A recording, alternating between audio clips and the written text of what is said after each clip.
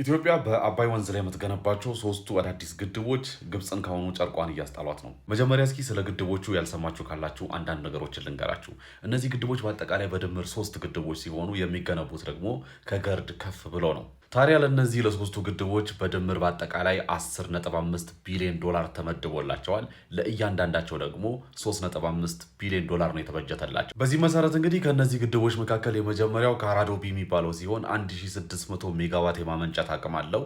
ይህ ግድብ ታዲያ ኤሌክትሪክ ጀነሬት ማድረግ ብቻ አይደለም ጥቅሙ፣ ለገርድ እንደ ላይፍ ሴቨር ሆኖ ነው የሚያገለግለው። እንዴት ነው ካላችሁ ደግሞ ከላይ የሚመጡት ሴድመንቶችን ትራፒንግ ፖይንት ሆኖ ያገለግላል። ማለትም ደለሎች ከላይ መጥተው ወደ ገርድ እንዳያልፉ ትራፕ አድርጎ ይይዝለታል ማለት ነው። በሁለተኛ ደረጃ የሚገነባው ደግሞ ማንዳያ የሚባለው ሲሆን 2000 ሜጋዋት የማመንጨት አቅም አለው።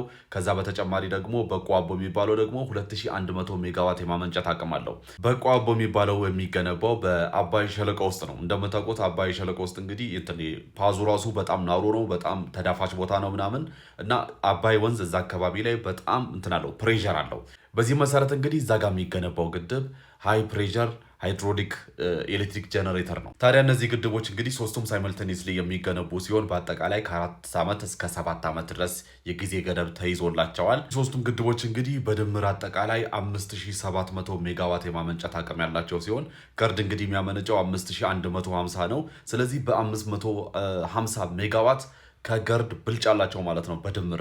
ታዲያ እንግዲህ ዋና ታርጌታቸው ለሱዳን፣ ለሳውት ሱዳን፣ ለኬንያ እንዲሁም ደግሞ በዛ ለአጎራባች ሀገሮች ተጨማሪ ለኤክስፖርት ታስበው ነው የተሰሩ ያሉት። ምክንያቱም በጣም በከፍተኛ ደረጃ እነዚህ ሀገሮች የእኛን ኤሌክትሪክ በጣም ዲማንድ እያሳዩ ነው። ታዲያ የዚህን ዜና የሰማችው ግብፅ ከአሁኑ በጣም የምትይዘው የምትጨብጠው ግራ ገብቷታል። በአንድ በኩል ደንግጣለች፣ በአንድ በኩል ተበሳጭታለች። አልሲሲም በዚህ ሰዓት እንግዲህ የቱርኩ መሪ ረሲፕ ጣይብ ኤርዶዋንን እየተለማመጠው ይገኛል።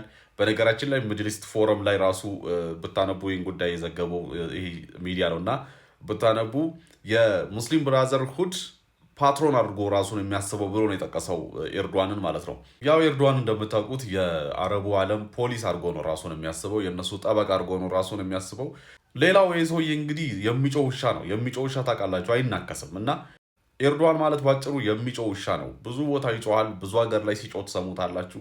እንግዲህ ሚድል ኢስት ፎረም ላይ በተዘገበው ዘገባ መሰረት ከሆነ ግብፅ የተለያዩ መንገዶችን ሄዳለች ወደ ቱርክ ከማቅናት በተጨማሪ ማለት ነው። የመጀመሪያው እንግዲህ ከአሁኑኑ ትኩረቷን እያደረገች ያለችው እዚህ አሰብ ላይ ነው። አሰብ ላይ የባህር ኃይል ፍሊቷን ወደ አሰብ ለማስጠጋት የተለያዩ መንገዶችን እየፈለገች ነው። ብዙ እየተፍጨረጨረች ነው። ከዛ በተጨማሪ ሶማሌ ላይም ጦሯን ለማዝመት እንደዚሁ የተለያዩ እንቅስቃሴዎችን እያደረገች እንደሆነ አንዳንድ መረጃዎች እየወጡ ነው። እዚሁ ሚድል ኢስት ፎረም ላይም እንደዚሁ ለማንበብ ችያለሁ። ይህንን የግብፅ እንቅስቃሴ ተከትሎ እንግዲህ የኢትዮጵያ የውሃና የኢነርጂ ሚኒስትሩ ዶክተር ሀብታሙ ኢተፋ ኢትዮጵያ ሪሶርሷን ለመጠቀም በራሷ ዩቲላይዝ ለማድረግ የማንንም ፍቃድ አያስፈልጋትም። ከዛም በተጨማሪ ደግሞ እንግዲህ ግብፅ ገርድንም አብረን እናስተዳድርም ብላለች። ይህንንም በተመለከተም እንደዚሁ ዶክተሩ እንደዚሁ ምላሽ ሰጥተዋል።